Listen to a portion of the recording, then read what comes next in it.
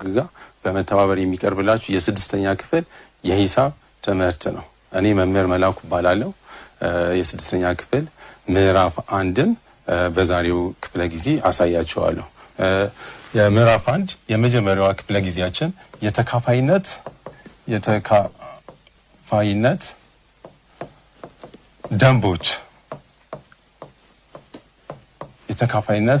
ደንቦች የሚል ነው። እንግዲህ ምንድነው አንድ ሙሉ ቁጥር በሁለት ስናካፍለው በ3 በ4 በ5 በ6 እያልን እስከ 10 ባሉ ቁጥሮች ውስጥ በመናካፈልበት ሰዓት ቀጥተኛ የሆነውን የማካፈል ዘዴ ሳንጠቀም ባጭሩ እንዴት ይካፈላል አይካፈልም የሚለውን ማረጋገጥ እንችላለን። ለምሳሌ 422ን በሁለት ተካፋይ ነው አይደለም የሚለውን ለማረጋገጥ ቁልቁል ማካፈል እንችላለን። ይህን ስናካፍለው 422ን በሁለት እናካፍላታለን። እዚች ጋር ቆርጠን ሁለት ጊዜ ይችልልናል። 2 ጊዜ 2 4 ነው። ስንቀንስ 0 እናገኛለን። እቺን 2 አወርዳታለሁ። 2ን ለሁለት አካፍላለሁ። ስንት ጊዜ ይችልልኛል? አንድ ጊዜ። 1 ሲባዛ በ2 ደግሞ 2 ነው። አሁንም ሲቀንስ 0 ነው። እቺኛዋን 2 አወርዳለሁ። አሁን 2 በ2 ሲባዛ 2 ለሁለት ስታካፍሉት አንድ ጊዜ ይችላል። 1 ሲባዛ በ2 2 ነው። ቀሪው ስንት ነው? 0 ነው። አሁን ይሄንን ረጅሙን የማካፈል ዘዴ ተጠቅመን 422ን ለሁለት ስናካፍለው 211 ሰጥቶናል። ቀሪው ስንት ነው? 0 ነው። ግን ይሄንን ረጅም መንገድ ሳንከተል በቀላሉ አንድን የተሰጠን ቁጥርን በሁለት ተካፋይ ነው፣ በ3 ተካፋይ ነው፣ በ4 እያልን እስከ 10 ድረስ እንዴት በቀላሉ ተካፋይ ነው አይደለም የሚለውን መለየት እንችላለን። ስለዚህ አሁን ከምን እንጀምራለን? በሁለት ተካፋይነት፣ በ3 ተካፋይነት፣ በ4 ተካፋይነት እያልን እስከ 10 ድረስ ደንቦቹን አሳያቸዋለሁ ማለት ነው። የመጀመሪያው በሁለት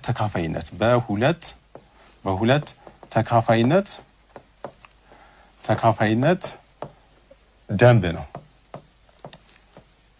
ደንቦች እንግዲህ አንድ ሙሉ ቁጥር በሁለት ተካፋይ ነው ስንል እንዴት ባጭሩ ማድረግ እንችላለን? ቅድም እዚህ ጋር እንዳሳየዋችሁ ረጅም ዘዴ ተጠቅመን ረጅሙን የማካፈል ዘዴ ተጠቅመን ቀሪው መጨረሻ ላይ 0 ከሆነ ያ ሙሉ ቁጥር ለሁለት ይካፈላል ማለት ነው። ነገር ግን ይህንን ሳናይ በሁለት ተካፋይ ነው ወይስ አይደለም የሚለውን ባጭሩ ማወቅ እንችላለን። ምን በማድረግ የተሰጠን ሙሉ ቁጥር የአንድ ቤት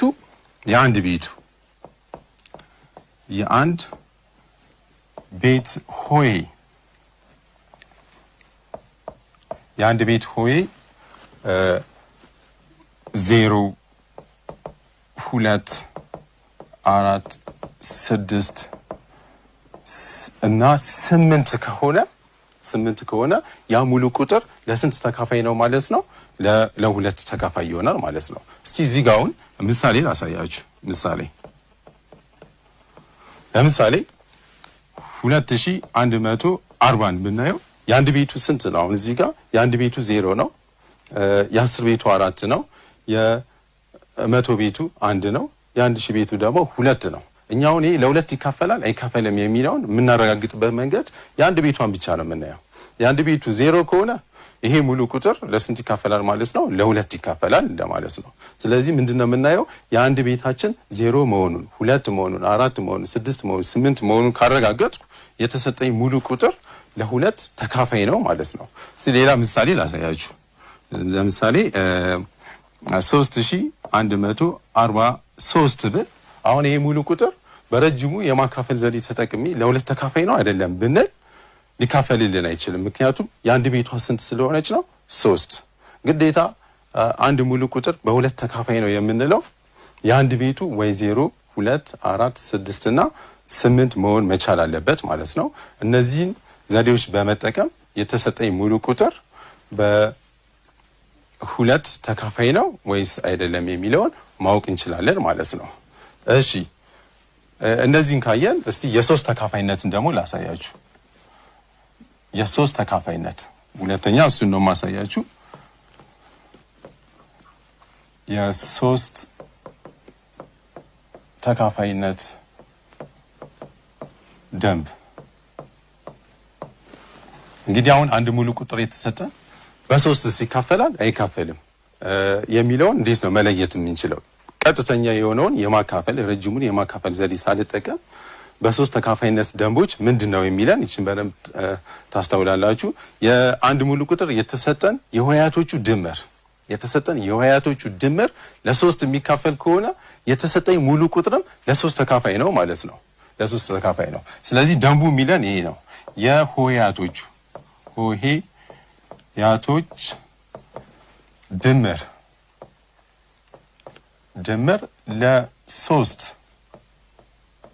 ለሶስት ተካፋይ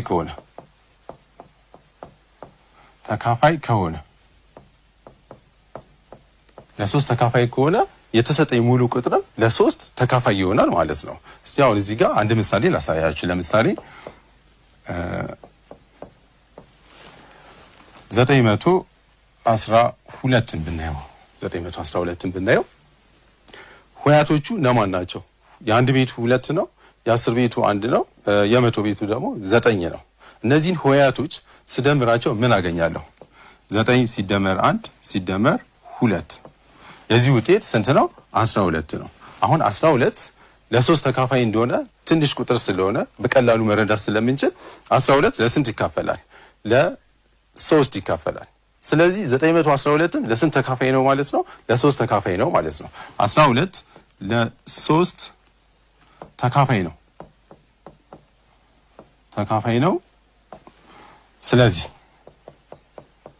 ስለዚህ 912ን ለሶስት ተካፋይ ነው ማለት ነው። አሁን እናንተ እዚህ ጋር እነዚህ ሆሄያቶችን ስንደምር 9 ሲደመር 1 ሲደመር 2 ስንት ነው የሰጠን? 12 ነው። 12ን እንደ አጋጣሚ ለሶስት ተካፋይ መሆኑንና ለመሆኑን ማረጋገጥ ካልቻላችሁ አንድ ሆሄ እስከሚቀር ድረስ ይህንን ህግ መከተል ትችላላችሁ ማለት ነው። አሁን እዚህ ጋር ያለች ስንት ነች? 12 ነው። 12ንም ሆሄያቶችን ብትደምሩት ምን ይሰጠናል? የአንድ ቤቱ 2 ነው፣ የ10 ቤቱ 1 ነው። ስለዚህ 1 ሲደመር 2 እኩል ይሆናል 3 ይሰጣቸዋል። 3 ደግሞ በ3 ተካፋይ ነው። ስለዚህ አንድ ቤት ሆሄ እስከሚቀር ድረስ ሂደቱ መሄድ ትችላላችሁ። ነገር ግን እዛ ድረስ መሄድ አያስፈልገንም። ምክንያቱም አሁን እዚህ በሰጠዋችሁ ምሳሌ መሰረት 9 ሲደመር 1 ሲደመር 2 12 ነው የሚሰጠን። 12 ደግሞ ለሶስት ተካፋይ መሆኑን በስድስተኛ ክፍል ደረጃ ቀላል ነው ማለት ነው። ስለዚህ 12 ለሶስት ስለሚካፈል 912ን ለሶስት ተካፋይ ነው ማለት ነው። አሁን የሶስት ተካፋይነት ደንቦች ምንድነው የሚለን? የሆሄያቶቹ ድምር ለሶስት ተካፋይ ከሆነ ሙሉ ቁጥሩ የተሰጠኝ ሙሉ ቁጥር ለሶስት ተካፋይ ይሆናል ማለት ነው። ስለዚህ ይሄንን ሁለተኛ ደንባችን ነው ማለት ነው። ቀጥሎ የአራት ተካፋይነትን ነው በሶስተኝነት ማሳያችሁ። በአራት ተካፋይነት ደንቦች በአራት ተካፋይነት ደንብ እንግዲህ አንድ ሙሉ ቁጥር የተሰጠ ሙሉ ቁጥር ለአራት ይካፈላል አይካፈልም? ቁልቁል ሳላካፍል በቀላሉ ማቅበት ዘዴ ምንድነው? አቀማመጡ ሳይቀየር አንድ የተሰጠኝ ሙሉ ቁጥር አቀማመጡ ሳይቀየር የአንድ ቤቱና የ10 ቤቱ አቀማመጡ ሳይቀየር ለአራት የሚካፈል ከሆነ የተሰጠ ሙሉ ቁጥር ለስንት ተካፋይ ይሆናል? ለአራት ተካፋይ ይሆናል። ስለዚህ ደንባችን እሱ ነው ማለት ነው። አቀማመጡ ሳይቀየር የአንድ ቤቱ የአንድ እና የ10 ቤት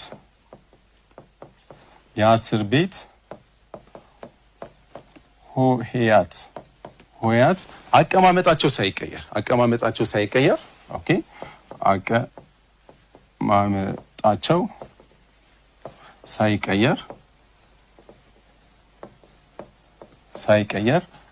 ለአራት ተካፋይ ከሆነ የተሰጠ ሙሉ ቁጥርም ለአራት ይካፈላል ማለት ነው። ይሄን በምሳሌ ላሳያችሁ። አሁን እቺ ምሳሌ ብንወስድ 48112 ለምሳሌ እንውሰድ። አሁን 48112 ለአራት ተካፋይ ነው አይደለም የሚለውን ለመረዳት ቁልቁል ብናካፍለው ረዘም ያለ ጊዜ ይወስድብናል። ስለዚህ ባጭሩ ይሄን ለማወቅ አቀማመጡ ሳይቀየር የአንድ ቤቱና የ10 ቤቱ እነማን ናቸው? 12 ነው እዚህ ጋር። የአንድ ቤቷ 2 ነች፣ የ10 ቤቱ ደግሞ 1 ነው። ስለዚህ አቀማመጡ ሳይቀየር የአንድ ቤቱና የ10 ቤቱ የሚመሰረቱት ቁጥር 12 ነው። 12 ለ4 የሚካፈል ከሆነ ይሄ እዚህ ጋር ያለው ሙሉ ቁጥር ለ4 ተካፋይ ነው ማለት ነው። አሁን እንደሚታወቀው 12 ለ4 ተካፋይ ነው። 12 ለ4 ተካፋይ ነው። ስለዚህ 48112 ለ4 ተካፋይ ነው ማለት ነው።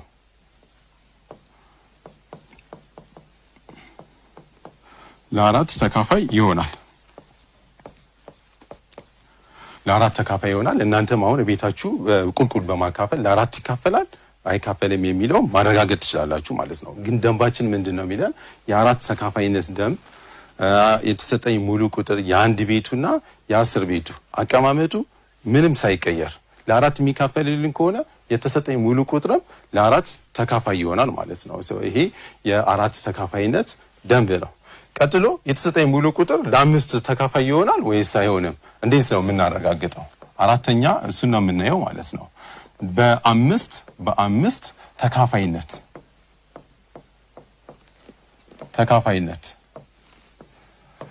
የ5 ተካፋይነትን በጣም በቀላሉ ነው የምንረዳው። የአንድ ቤቱ ወይ 0 ወይም ደግሞ 5 ከሆነ የተሰጠኝ ሙሉ ቁጥር በ5 ይካፈላል ማለት ነው። የአንድ ቤት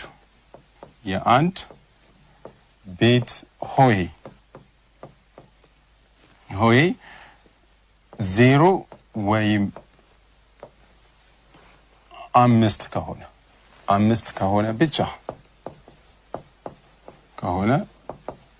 ብቻ የተሰጠኝ ሙሉ ቁጥር ለ5 ተካፋይ ነው ማለት ነው። ስለዚህ የምታዩት ምኑ ነው? የ5 ተካፋይነት ደንቦች ላይ የአንድ ቤቱ ወይ 0 ወይም ደግሞ 5 ከሆነ ነው ማለት ነው።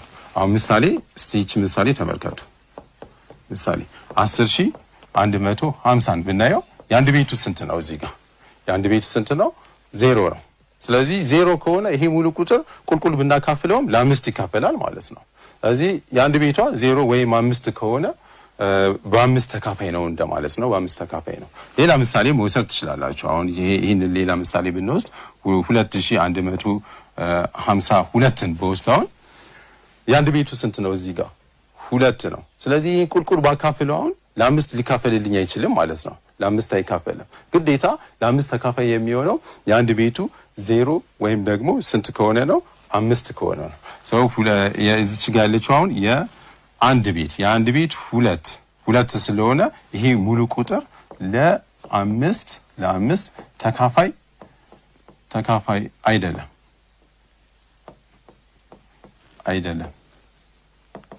ስለዚህ በዚህ መረዳት ትችላላችሁ የ5 ተካፋይነት ደንቦችን። እሺ እንግዲህ አሁን ምን አይተናል? የ2 ተካፋይነት ደንቦችን፣ የ3 ተካፋይነት ደንብ፣ የ4 እና የ5 ተካፋይነትን ተከታትለናል። አሁን እዚህ ጋር የምሰጣችሁን የክፍል ስራ በ5 ደቂቃ ውስጥ ሰርታችሁ እናያለን ማለት ነው። የተሰጠኝ ቁጥር 2164 ነው። 2164 እና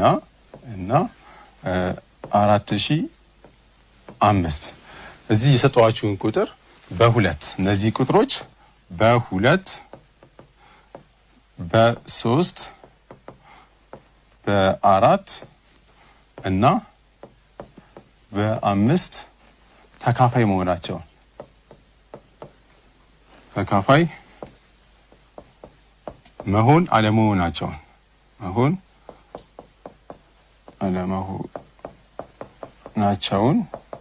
አረጋግጡ።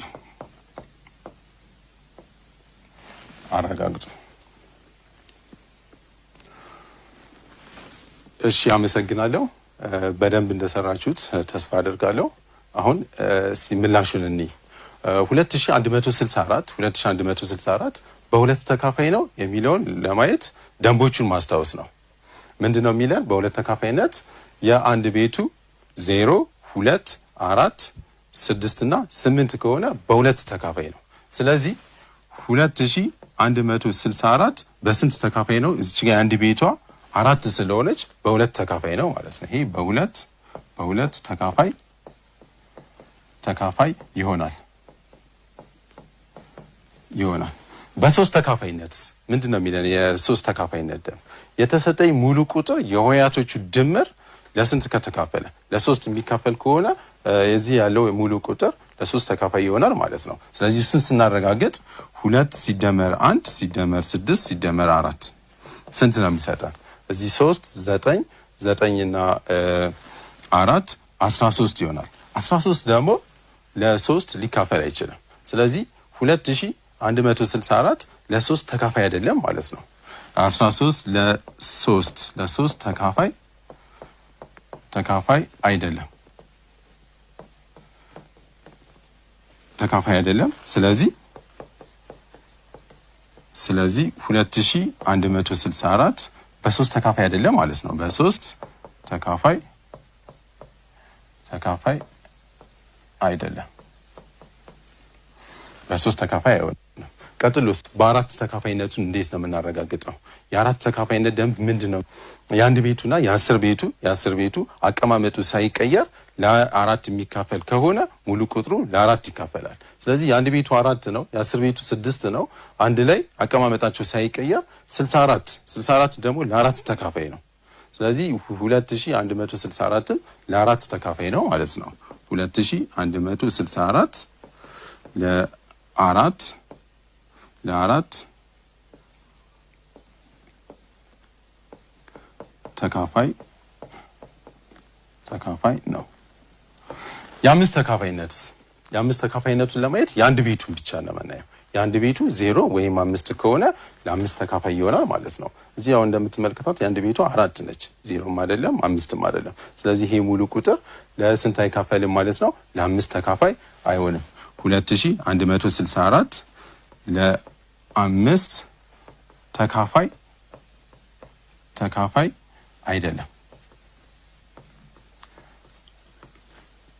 አይደለም ወይም ደግሞ አይሆንም።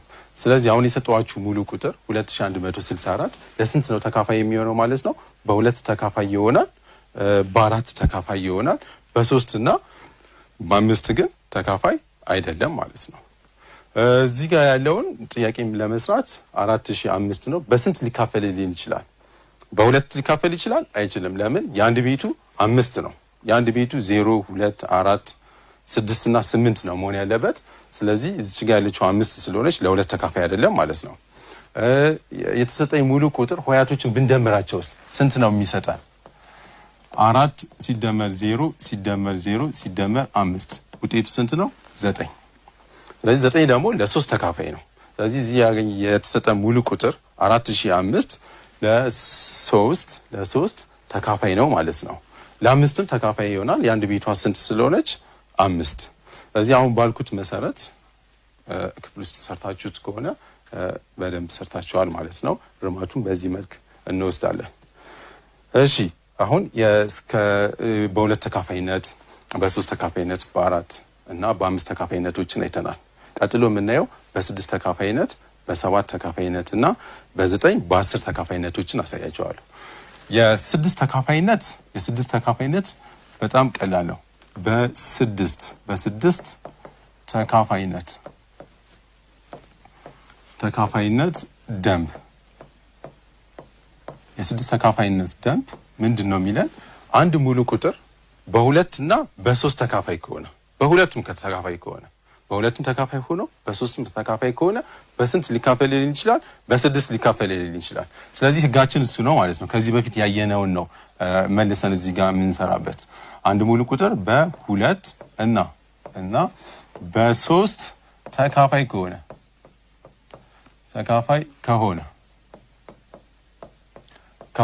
የተሰጠኝ ሙሉ ቁጥር በስድስት ይካፈላል ማለት ነው። ግን እዚህ ጋር መጠንቀቅ ያለባችሁ የተሰጠኝ ሙሉ ቁጥር በሁለት ተካፍሎ በሶስት ካልተካፈለ በስድስት ሊካፈል አይችልም ማለት ነው። በሁለት ሳይካፈል ቀርቶ በሶስት ከተካፈለ በስድስትም ሊካፈል አይችልም ማለት ነው። ሁለቱንም ማረጋገጥ ያስፈልጋል። በሁለቱም ተካፋይ ሆኖ በሶስትም ተካፋይ ከሆነ የተሰጠኝ ሙሉ ቁጥር በስድስት ተካፋይ ይሆናል ማለት ነው። እስቲ ለዚህ ምሳሌ አንድ እንውሰድ።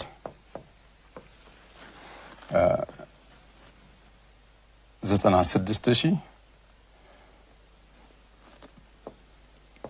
ለምሳሌ ይሄን ቁጥር እንውሰድ እስቲ 96000 እንውሰድ 96000 አሁን በ6 ተካፋይ ነው ወይስ አይደለም ቁልቁል ሳላካፍል ማረጋግጥበት መንገድ እነዚህን ሁለት ነገሮች በማረጋገጥ ነው ማለት ነው አሁን ቀደም እንደነገርኳችሁ ይሄ ሙሉ ቁጥር 96000 በሁለት ተካፋይ ነው ምክንያቱም የአንድ ቤቱ ስንት ስለሆነ 0 ስለሆነ የአንድ ቤቱ 0 2 4 6 እና 8 ከሆነ በሁለት እንደሚካፈል ቀደም ነግሬያችኋለሁ ስለዚህ በሁለት ተካፋይ ነው ማለት ነው የአንድ ቤቱ 0 ስለሆነ በሁለት ተካፋይ ነው በሶስት ተካፋይነቱን ለማረጋገጥ ደግሞ ሆያቶችን እንደምራቸዋለን ስለዚህ ምንድነው ማደርገው 9 ሲደመር 6 ሲደመር 0 ሲደመር 0 ሲደመር 0 9 እና 6 15 ነው 0 ብንደምርበት ያው የሚሰጠን 15 ነው 15 ደግሞ ለስንት ይካፈላል ለ3 ይካፈላል ያ ማለት ምን ማለት ነው 96000 ለ3 ተካፋይ ነው ማለት ነው ለ3 ተካፋይ ነው በ3 ተካፋይ ነው ስለዚህ ይሄ ሙሉ ቁጥር 96000 በስንት ይካፈላል ማለት ነው በ6 ተካፋይ ይሆናል 96000 በ6 ተካፋይ ነው እስቲ አንድ ደቂቃ ወስዳችሁ እቺን የክፍል ስራ ትሰራላችሁ 2142 2142 በ6 ተካፋይ ይሆናል ወይስ አይሆንም ምንድነው የምታረጋግጡት በሁለት ተካፋይ መሆኑን በ3 ተካፋይ መሆኑን በሁለቱም ተካፋይ ከሆነ በስንት ተካፋይ ይሆናል ማለት ነው በ6 ተካፋይ ይሆናል አንድ ደቂቃ ሰጥቻችኋለሁ እቺን የክፍል ስራ ትሰራላችሁ እሺ አመሰግናለሁ እስቲ የርማቱን እንውሰድ አሁን እዚህ የተሰጠኝ ሙሉ ቁጥር በ6 ተካፋይ መሆኑና ለመሆኑን እንዴት ነው የምናረጋግጠው በሁለት ተካፋይ ይሆናል አዎ ይሆናል የአንድ ቤቱ ስንት ስለሆነ የአንድ ቤቱ 2 ነው የአንድ ቤቱ 2 የሆነ ሙሉ ቁጥር ሁላ ደግሞ በሁለት ተካፋይ ይሆናል ማለት ነው ስለዚህ ይሄ ሙሉ ቁጥር በሁለት ተካፋይ ይሆናል በ3 ተካፋይነቱ ሆያቶቹን ደምራቸዋለሁ 2 ሲደመር 1 ሲደመር 4 ሲደመር 2 የዚህ ድምር ስንት ይሆናል እዚህ 2 ሲደመር 1 3 ነው 3 እና 4 7 እና 2 9 ይሰጣቸዋል 9 ደግሞ በ3 ተካፋይ ነው ስለዚህ የተሰጠኝ ሙሉ ቁጥር በ6 ተካፋይ ይሆናል ማለት ነው 9 በ3 ተካፋይ ነው 3 ተካፋይ ነው ስለዚህ 2142 በ6 ተካፋይ ይሆናል እና በ6 ተካፋይነት እቺን ነው ማለት ነው በደንብ አድርጋችሁ የምትይዙት በሁለት ተካፋይ ከሆነ በ3 ተካፋይ ከሆነ በሁለቱም ተካፋይ የሚሆን ከሆነ ያ የተሰጠ ሙሉ ቁጥር በ6 ተካፋይ ይሆናል ማለት ነው እሺ በ6 ተካፋይነትን አየን ቀጥሎ በ7 ተካፋይነትን ነው የምናየው በ7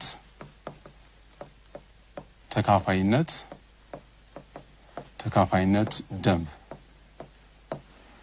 የሰባት ተካፋይነት ደንቦች ምን ይላል በሁለት ከፍዬ ነው ማሳያችሁ ይሄን በሁለት ከፍዬ ባለ ሁለት ሆይ ሙሉ ቁጥር በ7 እንዴት እንደሚካፈል አሳያችኋለሁ ባለ 3 ሆይ ሙሉ ቁጥርና ከዛ በላይ የሆኑ ሙሉ ቁጥሮች ሲሆኑ ደግሞ እንዴት በ7 ተካፋይ ሊሆኑ ይችላሉ የሚለው በሁለት ቦታ ከፍለን እናያለን ማለት ነው ስለዚህ የመጀመሪያው ባለ ሁለት ሆይ ሲሆን ባለ ሁለት ሆይ ሙሉ ቁጥር በሚሆንበት ሰዓት ምንድነው የምናደርገው ባለ ሁለት ሆይ ሲሆን የአንድ ቤትና የ10 ቤት ነው ያለን ስለዚህ የ10 ቤቱን በ3 አባዛውና የአንድ ቤቱን አቀማመጡ ያው ሳይቀየር የአንድ ቤቷን እንደምርባታለን ማለት ነው ምንድነው አሁን ያልኳችሁ የ10 ቤት ሆይ ሲባዛ በ3 ሲደመር የአንድ ቤት ሆሄ የአንድ ቤት ሆሄ እዚህ ጋር የማገኘው ቁጥር ለስንት ተካፋይ ከሆነ ለ7 ተካፋይ ከሆነ ለ7 ተካፋይ የሚሆን ከሆነ የተሰጠኝ ሙሉ ቁጥር ለስንት ይካፈላል ማለት ነው? ለ7 ይካፈላል ማለት ነው። በምሳሌ ሲሆን ግልጽ ይሆንላችኋል። አሁን እቺ ምሳሌ እስቲ እንይ።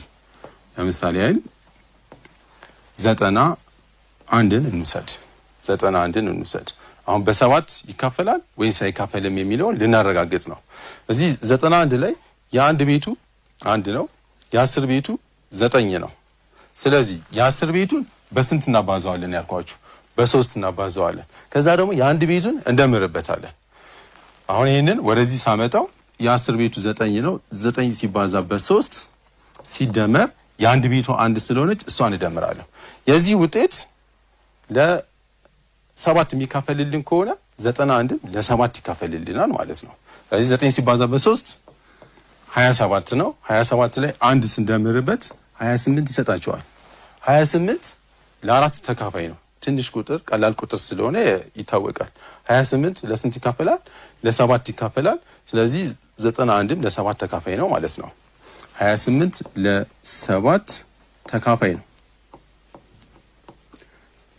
ነው። ስለዚህ 91 ለ7 ተካፋይ ይሆናል።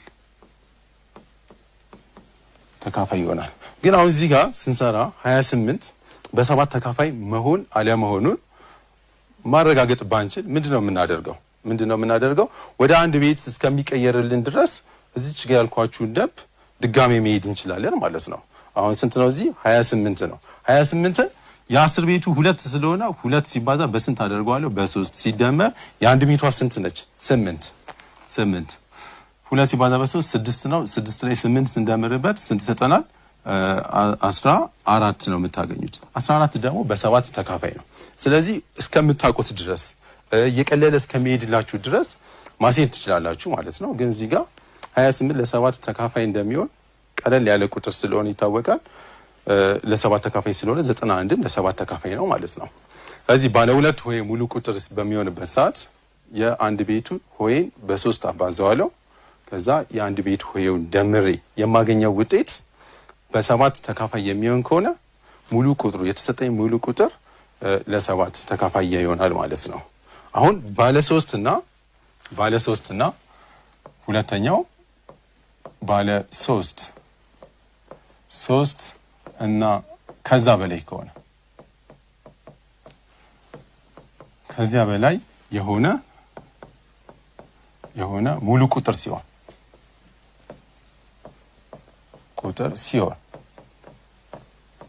የሆነ ሙሉ ቁጥር ሲሆን ምንድነው ደማችን የምናደርገው? የአንድ ቤት እና የ10 ቤት አቀማመጡ ሳይቀየር ከአንድ ቤትና ከ10 ቤቱ ውጪ ያሉ ቁጥሮችን በ2 እናባዛቸዋለን። ምንድነው ያልኳችሁ? ይሄው እዚህ ጋር ተጽፍላችሁ ግልጽ ይሆናል። ከአንድ ቤት እና 10 ቤት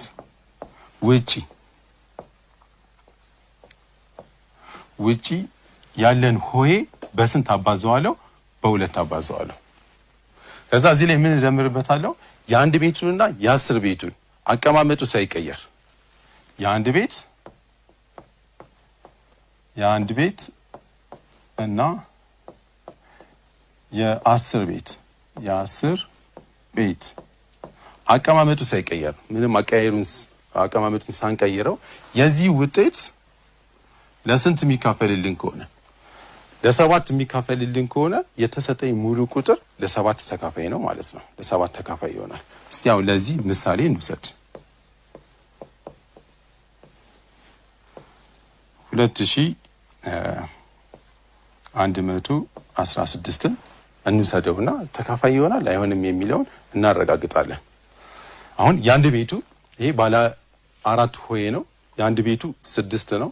የ10 ቤቱ 1 ነው። አቀማመጣቸው ሳይቀየር 16 ነች። ከሱ ውጪ ያለው ቁጥር ስንት ነው? 21 ነው። እዚህ 21ን በስንት አባዛዋለሁ ማለት ነው? በ2 እናባዛዋለን። እዚህ በ2 እናባዛዋለን። ሲደመርልና የ1 ቤትና የ10 ቤት አቀማመጡ ሳይቀየር የመሰረቱት ቁጥር ስንት ነው? 16 እንደምርበታለሁ። ስለዚህ እዚህ ጋር ማገኘው ቁጥር ለ7 ተካፋይ ከሆነ ይሄ ሙሉ ቁጥርም ለ7 ተካፋይ ይሆናል ማለት ነው። አሁን የዚህ ውጤት ስንት ነው የሚሰጠን? 21 ሲባዛ በ2 42 ይሰጣችኋል። 42 ሲደመር 16 ትደምሩታላችሁ። ይሄንን 58 ይሰጠናል። 58ን በማካፈል ዘዴ በ7 ታካፍሉትና የሚሰጣችሁ ከሆነ የሚካፈል ከሆነ ይሄ ሙሉ ቁጥር አይካፈልልንም ማለት ነው። አሁን እንዳጋጣሚ 58 ለ7 ተካፋይ አይደለም። ስለዚህ 2116 ለ7 ተካፋይ አይሆንም ማለት ነው። እስቲ አሁን ሁለተኛ ምሳሌ ላሳያችሁ። ሁለተኛ ምሳሌ 1603 ነን። አቀማመጡ ሳይቀየር የ1 ቤቱና የ10 ቤቱ 03 ነች። እዚህ ጋር ከ1 ቤቱና ከ10 ቤቱ ውጪ ያለው ቁጥር ስንት ነው? 16። ስለዚህ ይሄን 16 በስንት አባዛዋለሁ?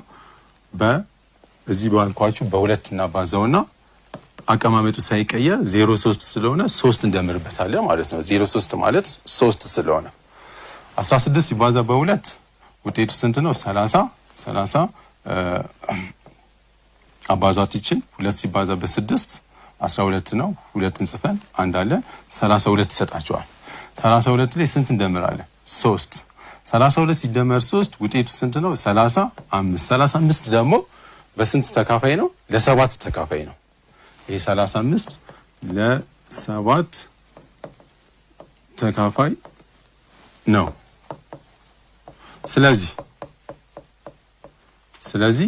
1603 በ7 ተካፋይ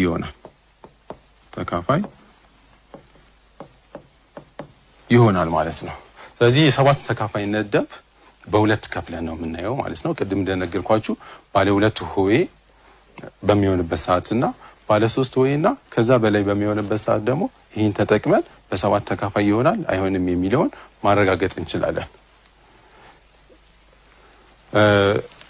ከ7 ተካፋይነት ደንብ ውጪ ያለው የ8 ተካፋይነት ነው። በ8 ተካፋይነት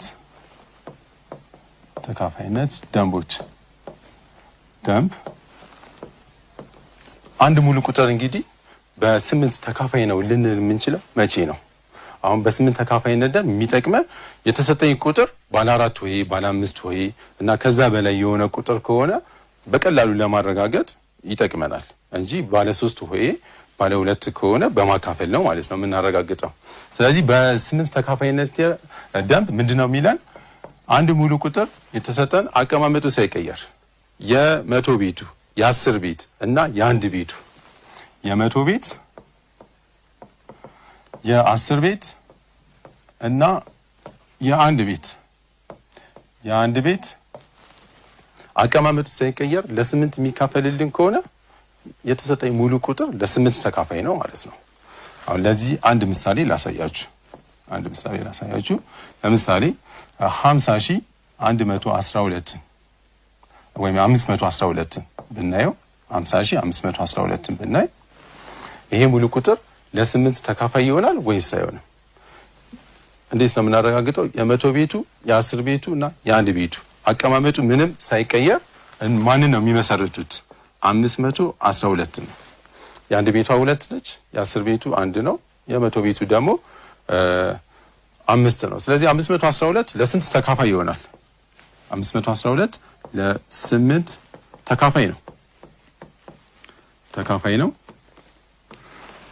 ስለዚህ 50512 ለ8 ተካፋይ ይሆናል። እና የ8 ተካፋይነት ደንብ ለምንድን ነው የሚጠቅመን? ቁጥሮቹ ትልልቅ በሚሆንበት ሰዓት ባለ 4 ሆሄ ሲሆን ባለ 5 ባለ 6 ሆሄ በሚሆንበት ሰዓት ይህንን ዘዴ ተጠቅመን ለ8 ተካፋይ ይሆናል ወይስ አይሆንም የሚለውን ማረጋገጥ ትችላላችሁ ማለት ነው። የ9 ተካፋይነትና የ10 ተካፋይነት በቀላሉ ነው የምናየው። የ9 ተካፋይነት ከ3 ተካፋይነት ደንብ ጋር ተመሳሳይነት አለው። በ9 ተካፋይነት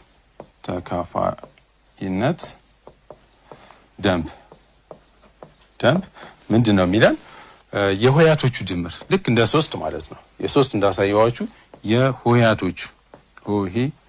የሆሄያት ድምር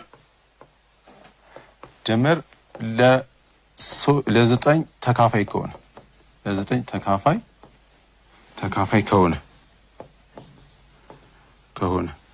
ስለዚህ አንድ ሙሉ ቁጥር ሆሄያቶቹን ደምሬ ለ9 የሚካፈልልን ከሆነ ያ ሙሉ ቁጥር ለስንት ይካፈልልናል ማለት ነው? ለ9 ተካፋይ ይሆናል ማለት ነው። ስለዚህ የ9 ተካፋይነት ደንብ ከስንት ጋር ይመሳሰላል? ከ3 ተካፋይነት ደንብ ጋር ተመሳሳይ ነው። ሆሄያቶቹን ትደምራላችሁ። ለዚህ አንድ ምሳሌ ላሳያችሁ። 4500 ለምሳሌ 4500ን እንውሰድ። ይሄን ቁጥር ብናየው ለ9 ይካፈላል ወይስ አይካፈልም የሚለውን ለማረጋገጥ ምንድነው የምናደርገው? ሆሄያቶችን እንደምራቸዋለን። 4 5 እና 0ን እንደምራለን። ስለዚህ 4 ሲደመር 5 ሲደመር 0 ሲደመር 0 ውጤቱ ስንት ነው? 9 ነው። 9 ደግሞ ለ9 ተካፋይ ነው። 9 ለ9 ተካፋይ ነው የሚሆነው። ለ9 ተካፋይ ነው። ስለዚህ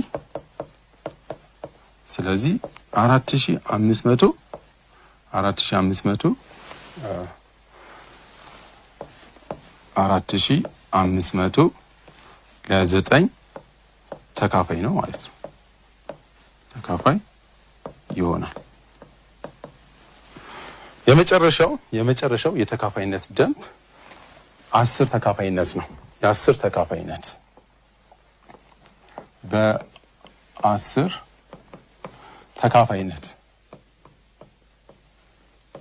ተካፋይነት ደንብ አንድ ሙሉ ቁጥር በ10 ተካፋይ ሊሆን የሚችለው የአንድ ቤቱ 0 ከሆነ ብቻ ነው። የአንድ ቤቱ 0 ከሆነ የአንድ ቤት ሆሄ 0 ከሆነ ብቻ ነው። ስለዚህ ምንድነው የምታረጋግጡት ማለት ነው? የአንድ ቤቷ 0 ነች አይደለች? ከዛ ውጪ ከሆነ ለ10 ሊካፈልልን አይችልም ማለት ነው። አሁን እንደዚህ አይነት ምሳሌዎችን ማየት እንችላለን። 4850 ብናየው የአንድ ቤቱ ስንት ነው? የአንድ ቤቱ 0 ነው። ስለዚህ ይሄ ቁጥር ለ10 ተካፋይ ነው ማለት ነው። የአንድ ቤቱ 0 ስለሆነ ስለዚህ የአንድ ቤቱ ከ0 ውጪ ከሆነ ለ10 ሊካፈልልን አይችልም ማለት ነው። ስለዚህ ዛሬ ምንድነው ያሳየዋችሁ? አንድን የተሰጠንን ሙሉ ቁጥር በ2 ተካፋይነት፣ በ3 ተካፋይነት፣ በ4፣ በ5፣ በ6፣ በ7 እና በ8 እንዴት ተካፋይ እንደሚሆኑ ደንቦቹን ያሳየዋችሁ ማለት ነው። ቁልቁል ሳናካፍል ሳንደክም ጊዜ ሳይወስድብን በቀላሉ ተካፋይ ይሆናል አይሆንም የሚለውን የምንለይበትን ዘዴን ያሳየዋችሁ ማለት ነው። እሺ አመሰግናለሁ። የዛሬው ክፍለ ጊዜያችን የተካፋይነት ደንቦችን ነበር ያሳየዋችሁ። በቀጣይ ጊዜ እስከምንገናኝ ድረስ መልካም ውሎ፣ በሰላም ዋሉ።